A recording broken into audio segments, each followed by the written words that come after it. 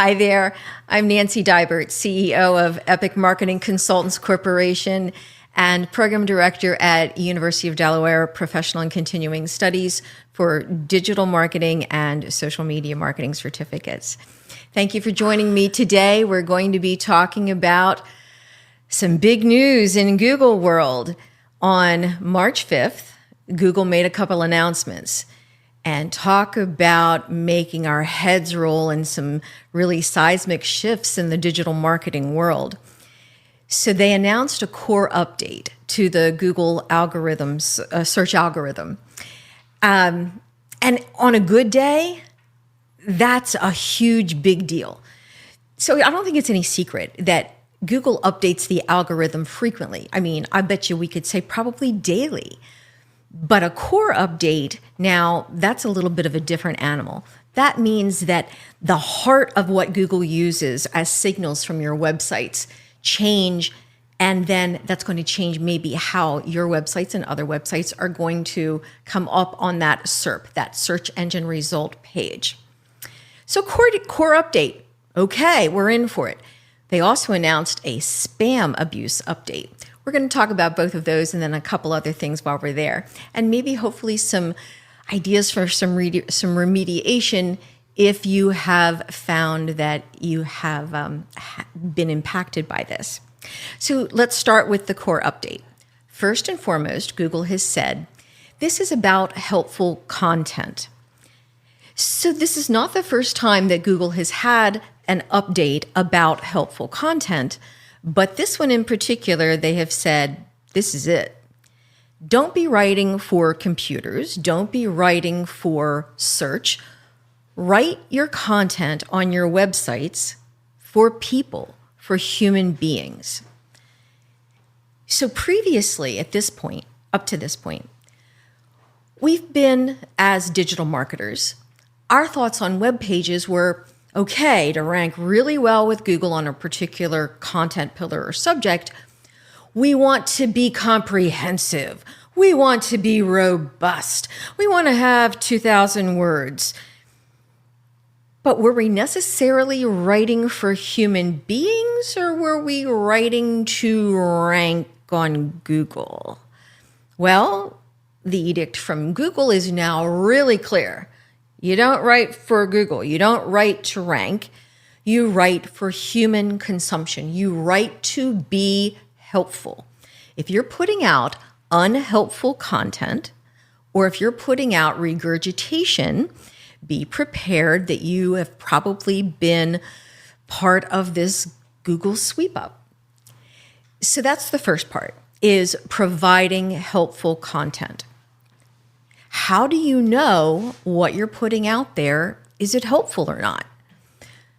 You ask someone else to read it and say, does this help you? If you had a question about this, would it help you find your answer? Also, don't rely on AI. Google is coming for your AI. It does not want content written by AI. AI does not write for human consumption. It writes for other AI consumption. So that's the first thing. You have to go through, you have to audit your site, and you have to say what is helpful, what's unhelpful. Get that unhelpful content, those unhelpful pages, it's got to be gone. This really marks an evolution in how Google is identifying helpful content. Do we know that formula? We do not. This is only 3 weeks old. But lots of websites and domains have already been caught up in this. They've been delisted. They have been lowered rank. So we're going to talk about how you can maybe find out if you've been delisted. But if you have, it might not just be for the helpful content. Also about helpful content. Prior to March 5th, Google announced when they would have a helpful content update, how they would change that algorithm, how they would differently define helpful content. But with this most recent March 5th, 2024 algo update, they have said, They're not going to announce helpful content updates anymore, that it's just part of the core updates now. That's how important it is, and that's how much they're paying attention to it. Next is experience. So you're immediately probably going to think, okay, so you want my users to have a really good experience on our website. Well, we do. That's long been a thing with Google ranking. However, EAT, this E, our experience E, is a new E to EAT. Google has always had, not always, but for quite some time, has had EAT, and that means expertise, authoritativeness, and trust. So when you were building a web page, you would be looking at your EAT, your authoritativeness on that subject. Are you a trusted source for that subject, for that content? And what is your expertise on it? Well, now we have a second E. That came about in December of 2022. But with these new updates, that experience, that first new E now, that does not mean what the experience your users have on your website. That means what experience do you have as an authority on the content matter? That's a huge difference. So think of it like this. If I was going to go and have to have surgery, do I want a doctor who makes it a great experience for me? They have a beautiful office, but maybe this is his second year in practice or her second year in practice? Doesn't have a lot of experience there. Or would I rather go to a surgeon who might not have a great bedside manner, but is top in her field? I'm going to go with the experienced. And that's what Google's doing with this extra E. It's looking for your experience. Why should a user come to your site and take what you have to say on a subject? What is your experience? How are you an authority? How is that your expertise? And why should they trust you? There are some signals that we've been able to kind of identify over the past couple weeks. No one knows what the Google formula is. We don't know their secret sauce, but we have been able to do some tests. We have some anecdotal evidence. And from looking at that, we can say that it seems to be experience. One of the signals on experience is if you're using stock photography. So if you are a local service business, let's say you're an electrician, and you use stock photography on your website, a beautiful chandeliers, lovely outside lights, a great over your dining room table, but they're all stock photography.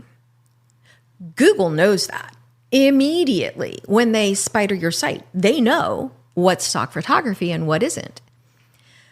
If you're a local service person and you're using that stock photography, Google knows it, and they're saying, we think, that says that you're not an expert, because if you're an expert, you're going to be using your own custom photography and video that you've done in your own project of your own, the lights that you've installed, that beautiful foyer chandelier that you installed.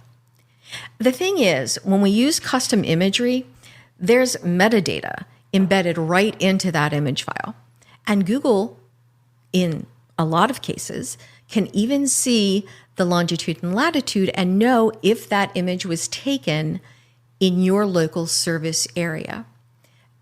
So if you add those two pieces to this new kind of recipe, that's going to help give you that you're experienced in what you're saying you're experienced in doing. So this is a game changer, right? I don't know of many websites that don't use stock photography or stock videography. We have to wrap our heads around this. This is the seismic change. So we've been doing some tests in-house now, and we have not figured out the formula. is, can you take this piece of this stock image and that piece of this stock image and then generate a new background? I don't know. I don't want to go back to the 1980s when we had Franken images. We certainly aren't going to do that. But what does this mean for us? So we're pivoting right now and making plans for doing custom imagery for our clients and for their websites. If you're one of our clients, surprise! So we've got that coming down the road. So that's something to think about on how Google might be challenging your experience.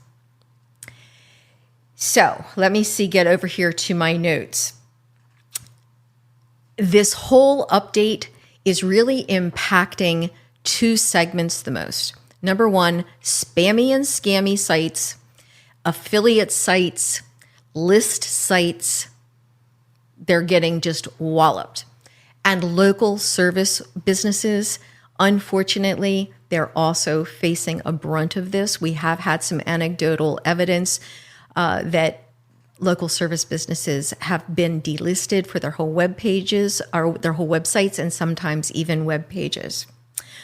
Let's talk about AI generated images. Be careful. Google is really not into this whole AI generated thing. Now, know that they've got Gemini rolling out here. They also have something called SGE, which just at the end of last week has rolled out. That's search generative experience. So does that mean they just don't want us using other AI or just using their AI? I don't know yet. We don't know that yet. Be careful using AI images, AI video, because we don't know how that's going to impact the search engine results page for your domain. I can say that if you are going to be using stock imagery because it just makes sense for you, or if you're going to be using AI generated imagery, use the caption function, use alt text, and describe the photo, and then say via Getty Images, via iStock Photo, via AI generated, so that you're calling it out. Google doesn't think that you're trying to be tricky. They don't like you want to be tricky anymore. So that's one of the things that you might be able to do, because I don't think in this world we can say that, oh, no one can use stock images. What if you're a catalog? What if you have a digital catalog and you do online shopping? Certainly you're going to be using the manufacturer's images that they give you. But we have had anecdotal evidence that even sites using that, unfortunately, have been hit by this as well as delisted. We have a question here from Whitney. Other than not jamming keywords into sentences, what do you consider unhelpful content? So unhelpful content, from what we've seen from this new Google update, really means anything that is going to be repetitive from something that's out there. Content, they want it to be nuanced. They want it to be creative. They want it to have your take on it. It's fine to go and take a little bit of content, you're quoting an article, and then give your take on that. They want it to be unique. That's one of their signals for helpful. Thank you for that question, Whitney. Okay, what does this come down to? And I'm going to say this again after we talk about the spam update. Quality over quantity. Up to this point, some websites have said, quantity, all that matters is that we have a whole bunch of quantity. We've got to get all of these posts up there. We've got to get these pages up there.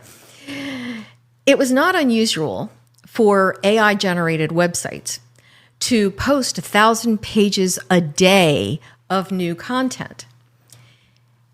And Google is now no longer interested in anything like that.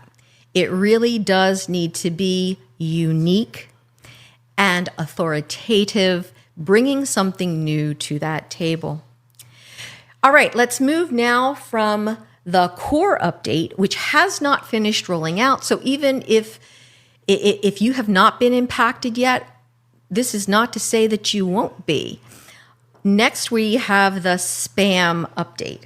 It was also announced on March 5th, There are three pieces to this. There's scaled content abuse, expired domain abuse, and site reputation abuse.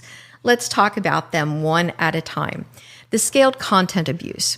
So first of all, the spam rollout has finished. So that finished up last week. The scaled content really refers to that AI generated content. That means that if you have scaled up with your blog posts, with pages, it's really going to be a problem. You need to go back through there. You need to audit and get those pages out of there. Anything that's AI generated, it's fine to have something that's AI generated, but you need a human to go in there and rewrite it and make it useful to another human.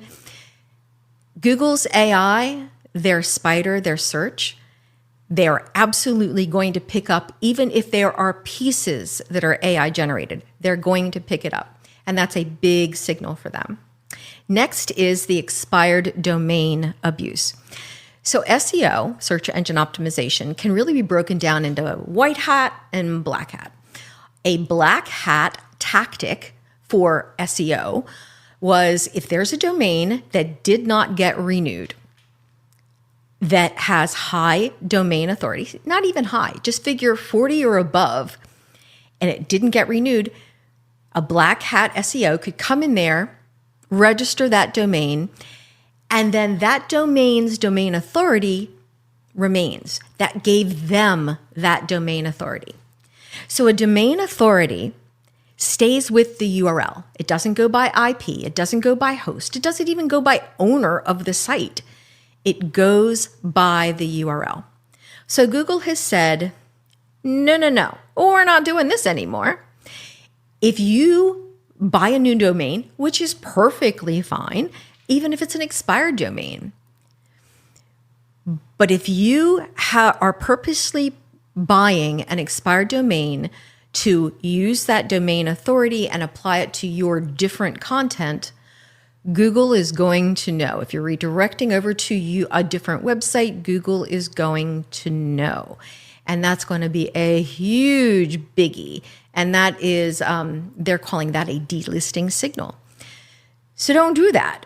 So I'm thinking about Epic. So we have epicmc2.com. That's our domain name. I've always wanted epic.com, but there's a great big multinational company called Epic, and they happen to have epic.com. If the day came and they didn't renew it, do you think I'm going to register that domain? Of course I am. Am I going to use that domain right away? I am not. Google is maybe implying that it might be 1 to 2 years before you might want to think about using that expired domain that you have now purchased. They're not playing with that. So next is the site reputation abuse, which is part of the spam update. So the other two pieces of the spam update, again, announced on March 5th, they did complete last week. This third piece, they announced it on March 5th. It does not roll out until May 5th. They've given us 2 months' notice to get our houses and our websites in order. So site reputation abuse. This one's tricky. This applies to third-party content on your website that you do not have control over or editorial control over. What does that mean? So the easiest thought on this is if you have a WordPress site that has a blog and you permit comments and spammers come on there, we've all seen it. They spam in the comments and say, go over to this site and make $1 million. Or something just as crazy, but it's to get you to click over to a site, right? We all know that that's spam. And a normal process during our daily run-throughs of our WordPress sites, if they have comments on, are to go and clean up comments. Well, right now, if a comment like that is left on your site that directs to a third-party site and you have not removed it, that can get you hurt with this site reputation abuse update. What are you going to do? Well, maybe not have comments. turned on. If you do have comments, consider maybe having approved comments, and at the very least, making sure that you review comments consistently and very frequently, and remove any that link out to a third-party site. Unfortunately, another part of this that's going to get caught up in it, and Google has even called it out, is if your website hosts coupons. So you sell widget A, but you're hosting a coupon for a complimentary item, which is hand B. And you have a coupon on your widget A website for hand B, this complimentary product that you don't sell. Google is going to say that if you allowed a third party to put that coupon on your website without editorial control or operational control, that's not going to cut it. This also can potentially impact advertising. So say you host ads on your website. And of course, you don't have a lot of editorial control over those ads. Your advertisers provide you with that, but it does link out to a third party. If it is not something that is complementary to the content that you put out there and is on that page, it's going to get caught in this. So let's go back to our example of our surgeon. So we're on this website, and here is an advertisement. If it's for the hospital, that should be okay. The doctor works at the hospital, we're all good. Say it is for the mechanic down the road. That's going to be a problem because that's a different kind of surgeon. He has a different patient. So that's going to get caught up in this site reputation abuse update. So you need to take your time between now and May 5th when this piece of it rolls out, and you need to audit all of your third-party links. What if third parties are linking to your website without your permission? Well, that's just a part of the SEO, right? You need to go and pull a backlink profile, and you need to look at those, all of those sites that are linking back to you. Because this has not rolled out until May 5th, we don't know what this actually is going to look like. But let's err on the side of caution. And all of those sites, all of these spammy sites that will link to you, and this happens to every website, you need to go into your Google Search Console and you need to disavow all of those sites in case this is a two-way road. And it's not just if you host it, but it's also if another third-party site is hosting to you. We don't want to get caught up in any of that.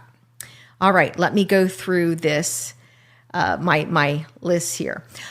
If you have a WordPress site, there's this thing called injector code. If your WordPress site is not secure, bad actors can get access and they can inject code that creates pages that you don't even know are on your website.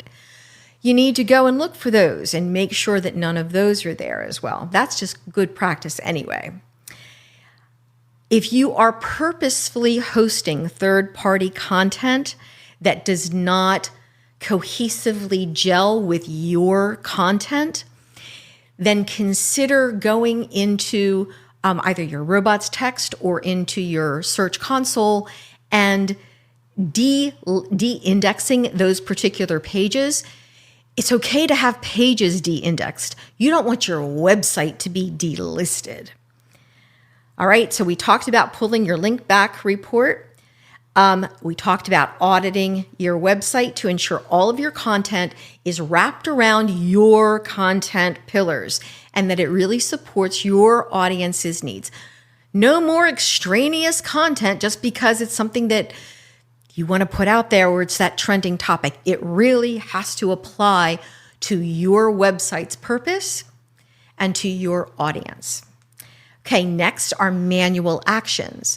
So manual actions, just because it says manual actions, does not mean that someone physically went in and wrote on Google, hey, this page needs to be delisted. But manual actions can be something like that, or they can be picked up by the search spider. If you have manual actions against you, you will be able to find those in your search console. So I do invite you right now to go into your search console. Over on this left-hand side, look for manual actions, click that menu, go to manual, and go and see if you do currently have any manual actions against you. If you do, remediate them immediately. Note, do not resubmit to Google until you fix everything. They've said, we don't want that. Fix everything, remediate everything, and then resubmit and see what happens. Don't fix one thing, submit, and think maybe you'll get by on something else. That's going to even impact you more. If you are an affiliate site, I would suggest that you use site, go to Google search, type in site, S-I-T-E, colon, and then your URL, no space, and make sure that your site has not been delisted. If it has been delisted, Google will give you the message back, nothing found, couldn't find anything here. If you get that dreaded message, that means your entire site has been delisted. It doesn't mean it's gone. It just means that Google is no longer listing it. And that's a huge problem, and we're going to need to get that fixed. I said I was going to repeat myself, and here it is. What does this spam and scam update mean? And yes, I added scam in there. It means, again, quality over quantity. Two more things. X updates. You know, X, that formerly known as Twitter, that a lot of us had abandoned, and that our social media managers and directors, you know, we spent a lot of time with these whole changes between Twitter and X. And we advised many of our clients that it was time to really abandon X, that there was too many potential issues. But now things are changing. Go right now and you can go to Google search, type in Citibank, and scroll down ever so slightly, right at the very top, about the third line down. You're going to see Citibank's Twitter feed is going across right there. Locally, Delaware Online is our newspaper here. Type in Delaware Online in a Google search and you'll see right there at the top is their feed from X. So this makes X a new player in search engine results pages. So think about how you're going to be able to maybe leverage X. We're talking internally now about putting all of our updates on X. We're not going to be really putting images or videos, but really it's about getting those text updates and those content and feeding that social media beast, because that's what it is. Next is Magi. So there was Project Magi. That's the Google Search Generative Experience. Up until last week, that was in Google Labs. It has started now rolling out. Take a look at it, and then let's talk about that later. I think that that's going to be our game changer. I think that this is the Google pay-to-play model, that if you're not one of the top 3, you're not going to show up. Your answer is not going to be available. You're not going to be that one click away. And that if you do want to rank in Google, it's going to come with a price tag, some cost involved there. All right, so that's Project Magi. Tools. Use your site, with your URL in Google search. Use your Google Analytics. Take a look at your Google Analytics. Do you have a fall off the cliff after March 5th? Then you've got some remediation to do. Go to your Google Search Console. Take a look at your core vitals. Take a look at your manual actions. Take a look at your video health. Take a look at your pages. You might find some pages have been de-indexed. Find out why and remediate. Last thing is the SERP volatility. I looked at a SERP volatility report last night from SEMrush. I've never seen anything like it, ever. We're at a 9.4 volatility out of a scale from 0 to 10. I have never seen volatility like this ever. It is not over, friends. We still have some ways to go. But know that you're not alone. We're all in this. It didn't just hit you. Perhaps maybe it's hitting the really big guys less. Unfortunately, small businesses, I do think that you are going to get a lion's share of this. Let me know your thoughts. Ask some questions in the comments and I'll try and answer them after we close this live. I think we're at the end of our time. I appreciate you being with me today. Don't hesitate to reach out if there's anything we can do. And maybe we'll get another one of these done when we talk about that new SGE and what that might mean. And I'll also let you know when we finally come up with, when we finish our investigation into using stock photography. Have a good day. Thanks.